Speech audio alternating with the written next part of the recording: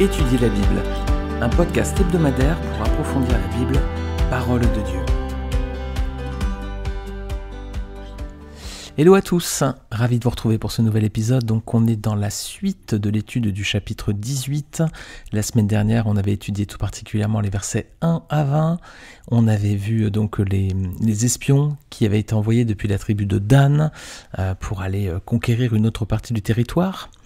On avait vu ensuite comment un groupe de 600 Danites était venu voler les objets religieux de la maison de Mika et qu'ils avaient fait donc une proposition aux jeunes lévites qui étaient chez lui de devenir leur prêtre et leur père. C'est ce qu'on avait vu donc dans cet épisode. Est-ce que c'était bien finalement? Est-ce qu'on doit appeler père les hommes d'église? Alors on va retrouver tous ces protagonistes, les 600 Danites et puis également Mika et ce jeune lévite cette semaine. Et on va voir la suite du texte, donc je vais lire à partir des versets 21 jusqu'à la fin du chapitre, donc verset 31. Je suis toujours dans une version second 21. Ils se remirent en route et partirent en plaçant devant eux les enfants, le bétail et les bagages. Les Danites étaient déjà loin de la maison de Mika lorsque les occupants des maisons voisines de celle de Mika se rassemblèrent et se lancèrent à leur poursuite. Ils appelèrent les Danites, qui se retournèrent et dirent à Mika : « Qu'as-tu et que signifie ce rassemblement » Il répondit : « Mes dieux que j'avais fabriqués, vous les avez enlevés avec le prêtre et vous êtes partis. Que me reste-t-il ? Comment donc pouvez-vous me dire qu'as-tu » Les Danites lui dirent : « Ne dis plus un mot. Sinon ce sont des hommes furieux qui se jetteront sur vous et tu provoqueras ta perte ainsi que celle de ta maison. » Puis les Danites continuèrent la route. Voyant qu'ils étaient plus forts que lui, Mika repartit et retourna chez lui. Les Danites enlevèrent ainsi ce qu'avait fabriqué Mika et emmenèrent le prêtre qui était à son service. Puis ils surprirent Laïs, un peuple tranquille et sans inquiétude. Ils le passèrent au fil de l'épée et brûlèrent la ville. Personne ne la délivra, car elle était située loin de Sidon, et ses habitants n'avaient pas de relation avec les autres. Elle se trouvait dans la vallée qui s'étend en direction de Beth-Rehob. Les Danites reconstruirent la ville et y habitèrent. Ils l'appelèrent Dan, d'après le nom de leur ancêtre, qui était un fils d'Israël. Cependant, la ville s'appelait auparavant Laïs. Ils dressèrent la sculpture sacrée pour leur usage propre, et Jonathan, fils de Gershom et petit-fils de Moïse, ainsi que ses descendants, officièrent comme prêtres pour la tribu des Danites, jusqu'à l'époque de la déportation des habitants du pays. Ils érigèrent pour leur usage propre la sculpture sacrée qu'avait fabriquée Mika pendant toute la période où la maison de Dieu fut à Silo. Alors verset 21, les 600 hommes repartent, et regardez dans quel ordre est leur cortège. Regardez bien, verset 21, je relis. Ils se remirent en route et partirent en plaçant devant eux les enfants, le bétail et les bagages. Alors ça c'est très intéressant, c'est significatif. Ils placent en tête de cortège enfants, bétail, bagages. Pourquoi ? Parce qu'ils savaient qu'ils allaient être attaqués, qu'ils allaient être poursuivis. Donc ils mettent les plus faibles devant, les enfants, le bétail, et puis les bagages, que c'est important, c'est les affaires. Et derrière, ce sont les hommes forts qui vont pouvoir combattre. Parce qu'ils savaient bien que Mika et certainement d'autres personnes allaient les poursuivre. C'est la méthode aussi qu'avait employée quelqu'un d'autre dans la Genèse. Est-ce que vous vous rappelez ?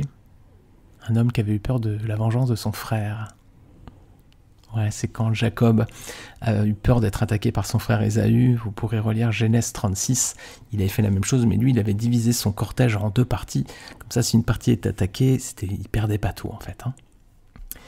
Donc, stratégie de guerre de l'époque.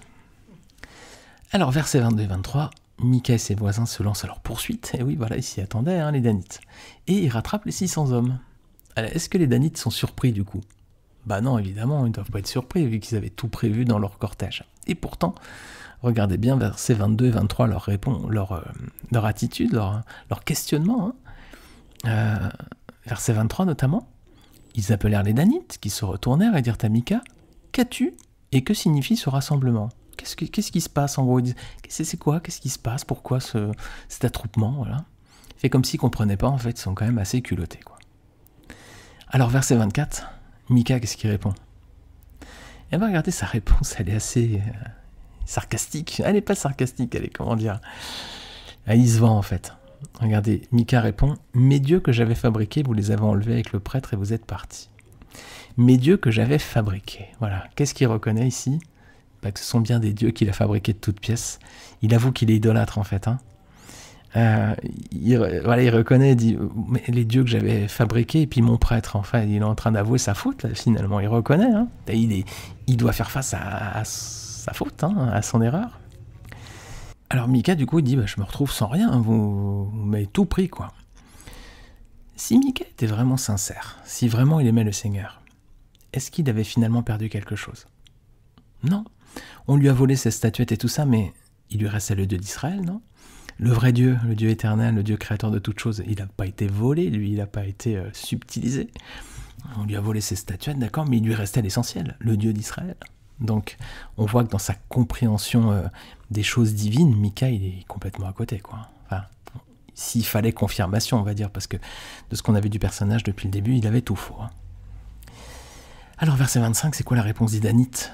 Il le menace de mort, ni plus ni moins. Voilà, il le menace de mort, lui et les siens. Alors, comment il va réagir Mika? Verset suivant. Il abandonne la lutte, hein, comme on dit, lâche l'affaire, ils sont beaucoup trop nombreux, quoi.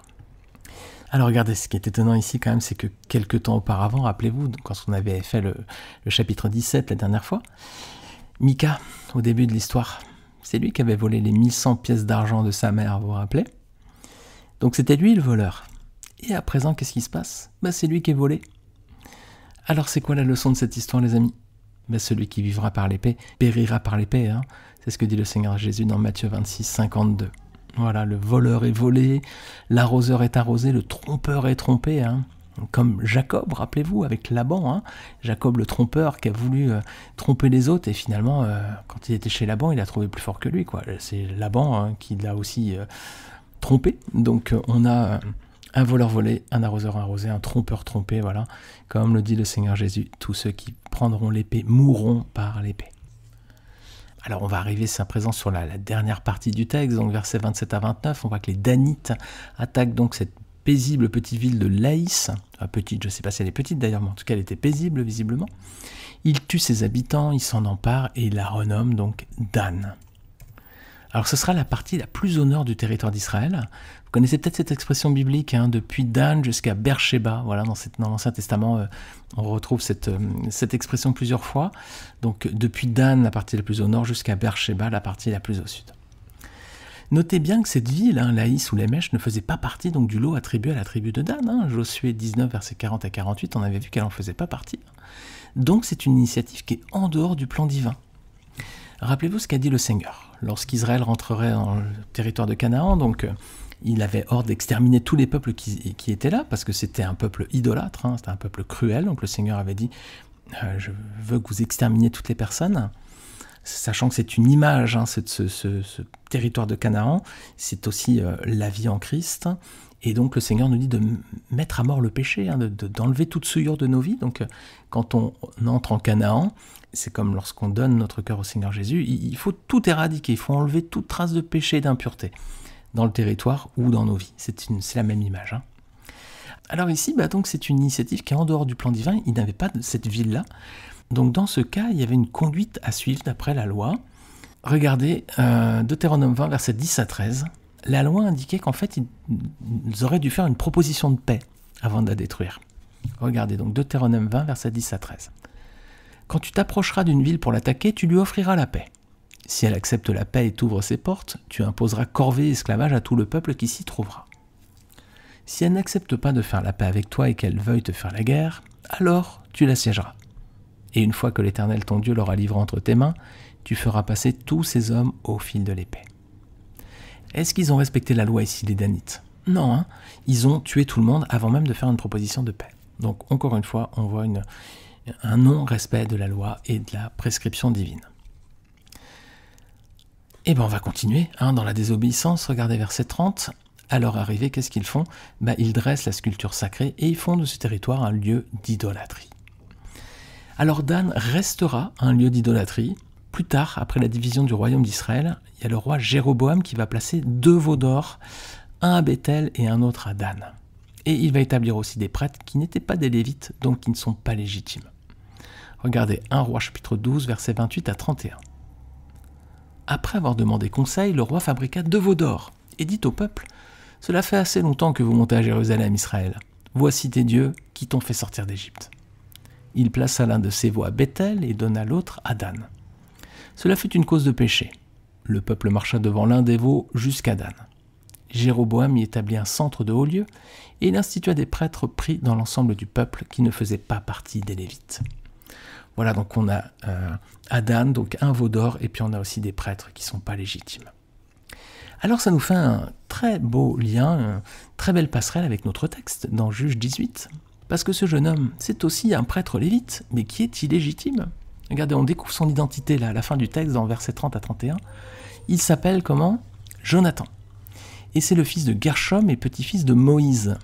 Donc très bien, s'il est petit-fils de Moïse, donc il est lévite. Est-ce que pour autant, les amis, il pouvait être prêtre ? Il est lévite, hein ? Non, il ne pouvait pas. Pourquoi ? C'est ce qu'on trouve dans Exode 29, 4 à 9. Il y a l'explication. C'est que c'était réservé, la prêtrise, aux descendants d'Aaron, pas de Moïse. Regardez Exode 29, versets 4 à 9. Tu feras avancer Aaron et ses fils vers l'entrée de la tente de la rencontre, et tu les laveras avec de l'eau. Tu prendras les vêtements, tu habilleras Aaron de la tunique, de la robe, de l'éphod et du pectoral, et tu mettras sur lui l'écharpe et l'éphod. Tu feras avancer Aaron et ses fils vers l'entrée de la tente de la rencontre, et tu les laveras avec de l'eau. Tu prendras les vêtements, tu habilleras Aaron de la tunique, de la robe de l'éphod et du pectoral, et tu mettras sur lui l'écharpe de l'éphod. Tu poseras la tiare sur sa tête et tu placeras le diadème sacré sur la tiare. Tu prendras l'huile d'onction, tu en verseras sur sa tête et tu le consacreras par onction. Tu feras approcher ses fils et tu les habilleras des tuniques. Tu mettras une ceinture à Aaron et à ses fils et tu attacheras des coiffes aux fils d'Aaron. La fonction de prêtre leur appartiendra par une prescription perpétuelle. Ainsi, tu établiras Aaron et ses fils dans leurs fonctions. Voilà, donc ce jeune homme, Jonathan, il ne pouvait pas être prêtre parce qu'il descendait de Moïse et non pas d'Aaron, alors que c'est la descendance d'Aaron qui a reçu la prêtrise. Alors cet homme, pourtant, verset 30, et ses descendants vont exercer comme prêtres jusqu'à la déportation du peuple juif du pays. C'est ce qui est indiqué. Alors donc, il y a un moment de l'histoire où ce peuple va être déporté du pays. Et cette déportation, ce sera la conséquence de l'idolâtrie du peuple, c'est ce qu'on voit ensuite dans l'Ancien Testament. Elle avait d'ailleurs été prophétisée par Moïse quelques années plus tôt. Regardez Deutéronome 4, versets 25 à 26. Il les avait prévenus, et il leur avait dit, si vous faites ça, il va vous arriver ça. Regardez ce texte, il est très révélateur par rapport au chapitre 18 qu'on est en train d'étudier dans le Juge. Deutéronome 4, versets 25 à 26 dit, c'est Moïse qui parle, « Lorsque tu auras des enfants et des petits-enfants et que vous vivrez depuis longtemps dans ce pays, si vous vous corrompez, si vous faites des sculptures sacrées, des représentations de quoi que ce soit, si vous faites ce qui est mal aux yeux de l'Éternel votre Dieu pour l'irriter, j'en prends aujourd'hui à témoin contre vous le ciel et la terre. Vous disparaîtrez bien vite du pays dont vous allez prendre possession de l'autre côté du Jourdain. Vous n'y vivrez pas longtemps, car vous serez détruits. » Alors qu'avait prophétisé Moïse, que si vous vous faites des sculptures sacrées, voilà, c'est ce qu'ils ont fait. Et si vous faites ce qui est mal aux yeux de l'Éternel, c'est ce qu'ils ont fait aussi. Ils ont fait de la prêtrise avec des prêtres qui étaient illégitimes. Ils ont tué des peuples sans même faire de proposition de paix. Et je passe tous les cas d'idolâtrie et tout ce qu'on pourra trouver aussi dans l'Ancien Testament. Donc, ils ont désobéi clairement et du coup, ils sont déportés à présent. Alors, on va terminer par une dernière question, les amis. Une question importante, fondamentale. Est-ce qu'on a besoin encore de prêtres aujourd'hui ? Est-ce qu'aujourd'hui encore on a besoin de prêtres ? Non, on n'a plus besoin. Pourquoi ? Les prêtres dans l'Ancien Testament, ils étaient chargés de faire des sacrifices devant Dieu pour expier les péchés. Alors, leurs péchés et les péchés du peuple. Voilà, ça c'était la fonction de prêtre. Le prêtre, c'est ceux qui faisaient les sacrifices devant Dieu. Donc c'était pas tout le peuple, c'était ces personnes qui étaient choisies par Dieu, donc descendants d'Aaron, pour expier les fautes du peuple et leurs propres fautes à eux devant lui. Et donc, ils faisaient des sacrifices. Mais en fait, ces prêtres, est-ce qu'on en a besoin encore aujourd'hui ? Non, parce que ce n'était qu'une préfiguration de ce qui allait venir avec Jésus-Christ. Jésus était sans péché, et il s'est sacrifié pour tous une fois, comme une victime expiatoire sans défaut sur la croix. Donc lorsque Jésus donne sa vie, elle est suffisante pour Dieu. C'est le sacrifice parfait ultime. C'est son Fils, c'est une vie pure d'un homme sans péché. Pour Dieu, ça suffit. C'est suffisant pour laver toutes nos fautes. Donc il n'y a plus besoin, les amis, aujourd'hui de sacrifice ni de sacrificateur. C'est pour ça qu'on ne tue plus des moutons, des béliers ou autres. Il n'y a plus besoin. Le sacrifice parfait a été accompli par Jésus-Christ. Donc s'il n'y a plus besoin de faire sacrifice, il n'y a plus besoin de sacrificateur. Jésus remplit ces deux rôles de façon parfaite et suffisante devant Dieu. Il est à la fois le sacrifice parfait et le sacrificateur parfait. Regardez avec moi 2 passages dans Hébreux. Tout d'abord, Hébreux 5, 1 à 10. En effet, tout grand prêtre pris parmi les hommes est établi en faveur des hommes dans le service de Dieu, afin de présenter des offrandes et des sacrifices pour les péchés. Il peut avoir de la compréhension pour les personnes ignorantes et égarées, puisqu'il est lui-même aussi sujet à la faiblesse.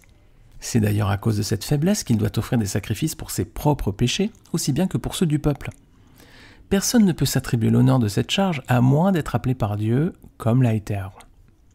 Christ non plus ne s'est pas attribué la gloire de devenir grand prêtre. Il la tient de celui qui lui a dit « Tu es mon fils, je t'ai engendré aujourd'hui ». Il dit aussi ailleurs « Tu es prêtre pour toujours, à la manière de Melchisédek ». Pendant sa vie terrestre, Christ a présenté avec de grands cris et avec larmes des prières et des supplications à celui qui pouvait le sauver de la mort. Et il a été exaucé à cause de sa piété.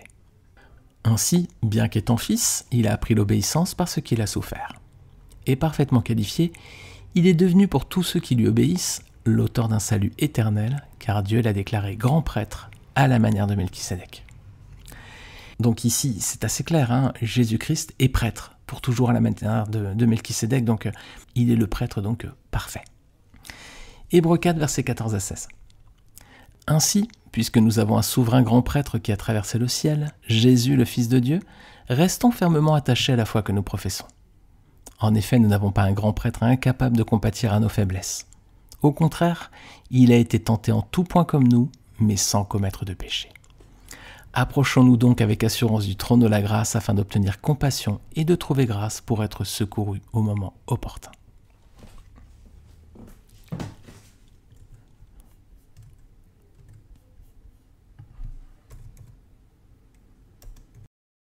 Et on va prendre un dernier texte dans Hébreux 9, versets 24 à 27. En effet, Christ n'est pas entré dans un sanctuaire fait par la main de l'homme, dans une simple copie du véritable, mais il est entré dans le ciel même, afin de se présenter maintenant pour nous devant Dieu. Et ce n'est pas pour souffrir lui-même plusieurs fois qu'il est entré, comme le grand prêtre qui entre chaque année dans le sanctuaire pour offrir un autre sang que le sien. Si tel avait été le cas, il aurait dû souffrir plusieurs fois depuis la création du monde. Mais maintenant, à la fin des temps, il s'est révélé une seule fois pour abolir le péché par son sacrifice. Il est réservé aux êtres humains de mourir une seule fois, après quoi vient le jugement. De même, Christ s'est offert une seule fois pour porter les péchés de beaucoup d'hommes. Puis il apparaîtra une seconde fois, sans rapport avec le péché, à ceux qui l'attendent pour leur salut. Voilà les amis, donc Jésus-Christ est le sacrificateur, le prêtre parfait, et en même temps, il est le sacrifice parfait. Donc il accomplit toutes les fonctions finalement. Donc il n'y a plus besoin de prêtre. Jésus a tout accompli et il l'a fait de façon parfaite et suffisante pour son Père. Alors donc il n'y a plus besoin de prêtre. Et si on veut faire la paix avec Dieu, si on veut que nos fautes soient définitivement pardonnées devant le Père, il faut passer par Jésus-Christ et par Jésus-Christ seul. Amen. Amen les amis. Alors la semaine prochaine, on va lire le chapitre 19. J'aimerais vous dire plein de belles choses, dire que ces chapitres sont merveilleux. Les derniers chapitres du livre des Juges, c'est une bouffée d'oxygène, c'est incroyable, ça fait du bien, ça ressource. Les amis, on va sombrer encore plus dans les ténèbres, dans tout ce que l'être humain peut faire de pire. Voilà, je préfère vous prévenir. Les prochains chapitres vont être vraiment désagréables, terribles. Voilà, je les aborde pas de gaieté de cœur, mais ils sont dans la Bible et on ne va pas les contourner. Voilà. Les amis, je vous souhaite une très bonne semaine sous le regard du Seigneur. Et je vous retrouve, Dieu voulant, le week-end prochain pour un nouvel épisode d'Étudier la Bible. Salut à tous.